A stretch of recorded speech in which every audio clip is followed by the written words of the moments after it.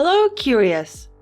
The brand new, much anticipated A&E series, Secrets of Playboy, saw the premiere of its first episode on Monday, January 24th. And while in the past, several former Playboy bunnies had spoken about their time at the mansion, some good, some bad, the revelations included in the show had shocked many people. Was the situation much worse than anyone had ever imagined? In what way did Hugh Hefner allegedly hold power over some of his famous friends and colleagues? What horrifying act did Sondra Theodore claim to catch the hef in? And what more did Holly Madison reveal that she previously hadn't spoken about? Stay with us until the very end to find out about the most surprising claims from the very first episode, but before we continue, don't forget to give us a thumbs up and subscribe to our channel so you're always up to date with the hottest celebrity gossip. Secrets of Playboy is a brand new series that had just aired its first episode, and right away it has been making headlines around the world. And with the number of things that have been revealed, it is worth pointing out that there are 10 episodes in total, so chances are that there will be many more things coming to light. But for now, let us look at the most shocking things that were revealed. For years, Holly Madison, who was Hefner's main girlfriend, had been vocal about all the things that she had allegedly experienced while living in the mansion, especially in her book.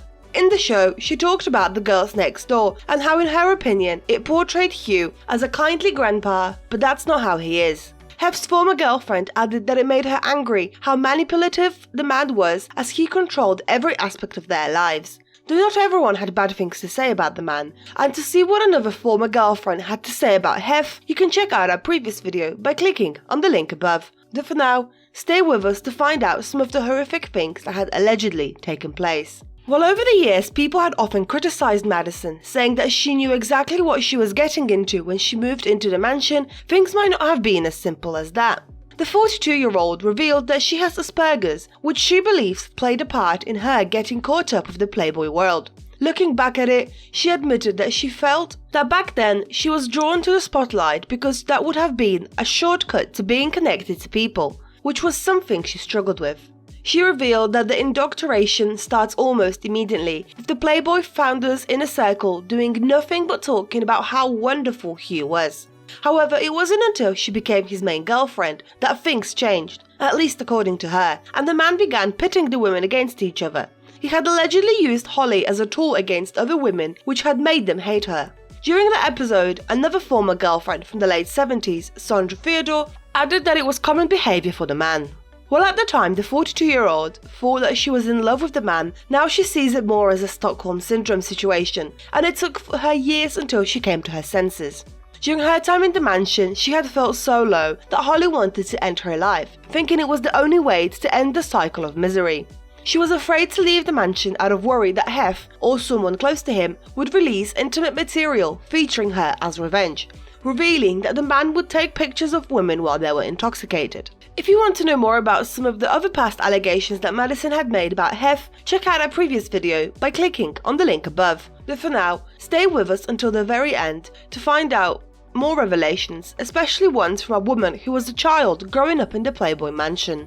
Revenge material was another thing that was talked about in the show, but it went much further. As Sondra Theodore revealed, during her appearance, there were cameras everywhere, and that the Hef would allegedly tape everyone, at times without their knowledge or permission.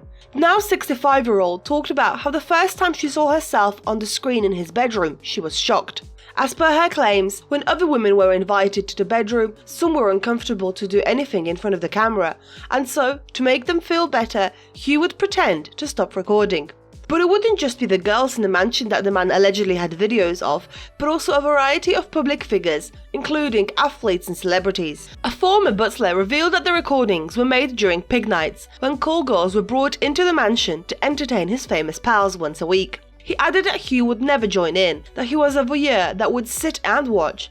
As per his statement, the man held onto these tapes as they gave him power and allegedly used them to threaten anyone who wanted to talk publicly about his misconduct. It would be interesting to see that whether after the release of the series there will be any lawsuits against the Hefner estate.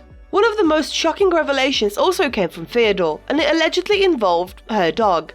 As the woman recalled on the show, she had once walked in on Hef having some kind of intimate relations with her dog, and while he made it seem like he was just goofing off, she never left her pet alone with him. But it was not the only instance where, according to reports, an animal was involved. PJ Masten, who was the former Playboy bunny mother, recalled that she had witnessed the man force adult actress Linda Lovelace to have intimate relations with a German shepherd, while his guests stood watching and laughing, noting that the woman was heavily intoxicated. Much of the first episode was devoted to Jennifer Senior, who actually lived in the mansion growing up, as she was the daughter of Hef's personal physician. Looking back at the place, she had called it a weird place, but admitted that growing up as a kid was magical. As a child, her impression of Hef was that he was a charming, humble and generous man, and the young Jennifer felt that life at the mansion came with a message of equality when it came to both race and gender, though as she grew older, that began to change. According to her story, she would sneak out of her bed at night and see some of these girls doing things I didn't recognize with men who had come to the mansion. She said that all those girls were intoxicated and it scared her, thinking that she never wanted to be like them, and that it was then that she realized that none of it was about empowering women, but about breaking them down. When Senior was 15, she fell in love with one of Hugh's main girlfriends, whom she referred to as Kendall in the docuseries. It was also then that the teenager had begun drinking high-percentage drinks as well as having intimate relations with the woman, because as she revealed, it took away the loneliness at the time. Recalling those times, she said that her father and Hef didn't care that she was having an affair with one of his girlfriends, and the Playboy founder knew about it as he had cameras everywhere.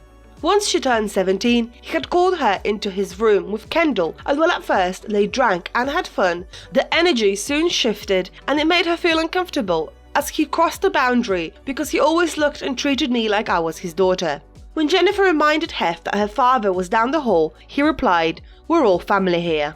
The woman later wrote a book about her experiences, and when Hugh heard about it, he congratulated her but asked for a favour to not tell anybody about the affair with Kendall, as he didn't want people knowing that a minor had such relations on his property.